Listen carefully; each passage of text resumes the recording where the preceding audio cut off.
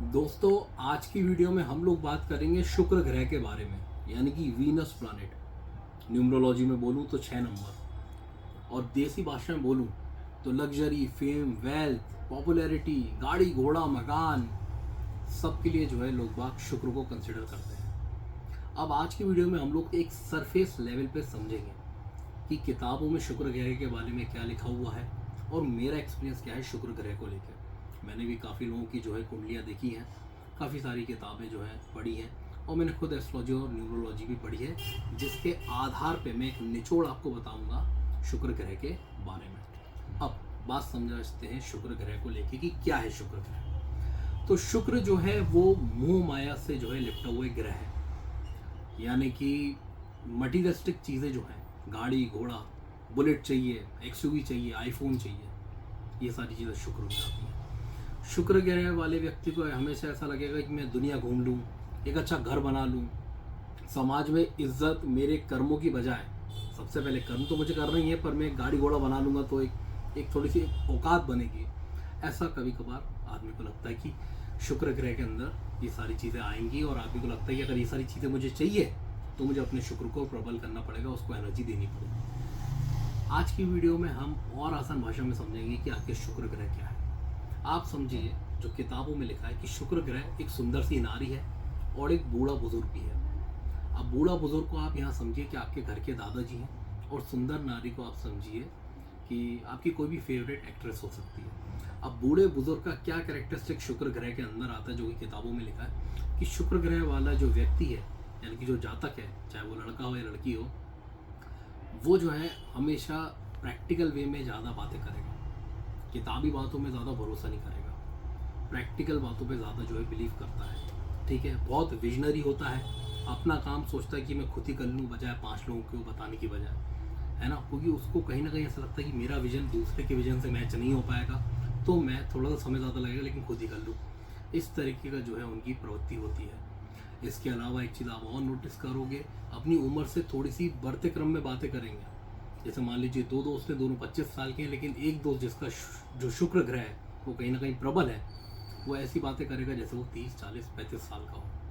तो सामने वाले को लगेगा, अरे यार लगता ही नहीं है तेरे साथ बात कर रहा हूँ कि तू मेरी उम्र का है, हम उम्र का है, ऐसा लग रहा है कोई बूढ़े बुजुर्ग के साथ बात कर रहा हूँ। तो ये लोग हमेशा एक्सपीरियंस से रिलेटेड बातें करते हैं, प्रैक्टिकल बातें करते हैं, और विजनरी होते हैं और आगे की सोचते हैं। इसी के साथ अब बात करते हैं सुंदर नारी के बारे में, वो भी शुक्र के अंडर आता है। तो शुक्र वाला व्यक्ति जो है कहीं ना कहीं, अगर जैसे मान लीजिए कोई शादीशुदा मर्द है, तो उसका ध्यान हो सकता है दूसरी औरतों पे जाए, पर वो घरवाली को धोखा नहीं देगा। ध्यान जा रहा है, ध्यान जाना अलग चीज़ है, धोखा देना अलग चीज़ है। तो इस तरीके से उसका अट्रैक्शन कहीं ना कहीं बनेगा। साथ ही साथ वो लग्जरी की तरफ दौड़ेगा। अब भले ही हो सकता है कि वो अपनी औकात के हिसाब से जाए। एक बात और बताऊं, शुक्र प्रैक्टिकल है और लग्जरी की तरफ भी जोड़ता है, यानी कि अगर कोई व्यक्ति लाख रुपए कमाता है तो 1 आध करोड़ का घर फाइनेंस करा लेगा, 5 करोड़ पे नहीं जाएगा। अगर मान लो लाख रुपए की इनकम है तो 20-25 लाख रुपए की गाड़ी खरीदेगा, 1-2 करोड़ की गाड़ी पे नहीं आएगा।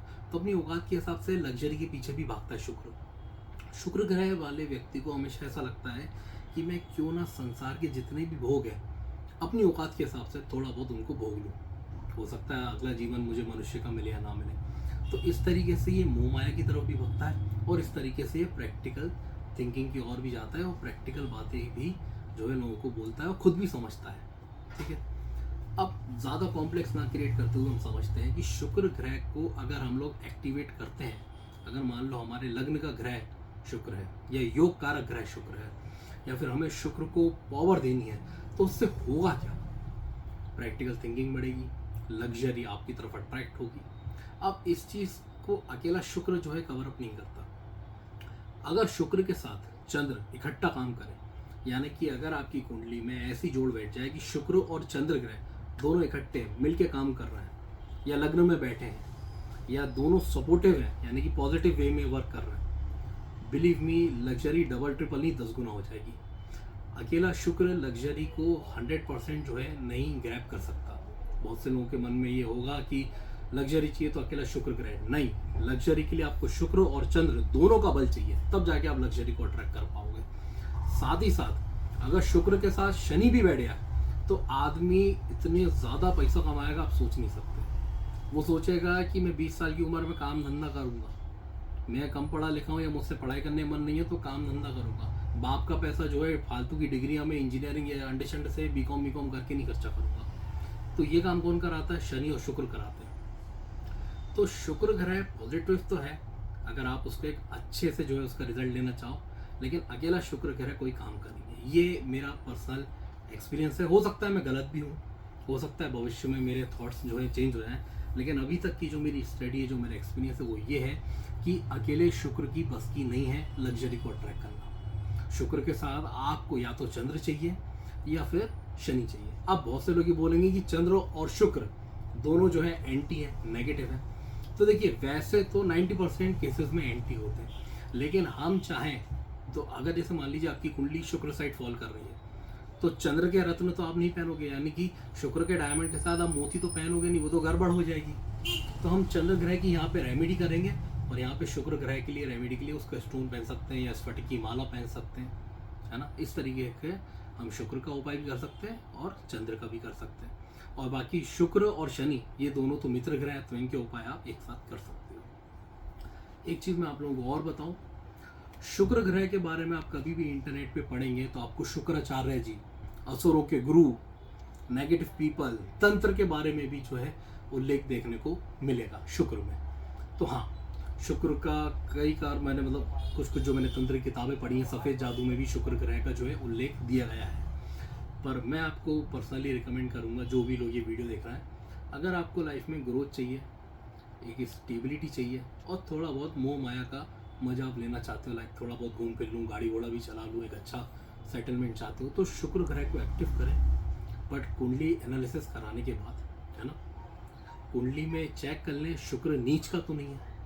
अगर नीच का है भाग्य स्थान में तो ठीक है, लेकिन अकेला नीच का है और भाग्य स्थान में नहीं है तो दुखदाई हो जाएगा, मार्केज तो नहीं है। इन बातों को ज़रूर ध्यान रखें। ऐसे ही और सारे प्लैनेट्स के बारे में हम लोग अगली वीडियो में चर्चा करेंगे। वीडियो ज़्यादा लंबा हो रहा है इसलिए इस वीडियो को यहीं रोक देते हैं। अब हम मिलेंगे आपसे अगली वीडियो में, किसी और नए प्लैनेट के बारे में डिस्कस करेंगे। इसके अलावा जो पॉइंट्स मैंने इस वीडियो में कवर अप नहीं करें वो अगली वीडियो में कवर अप करूँगा। कुछ सजेशन हो तो आप नीचे कमेंट सेक्शन में ज़रूर लिखिएगा।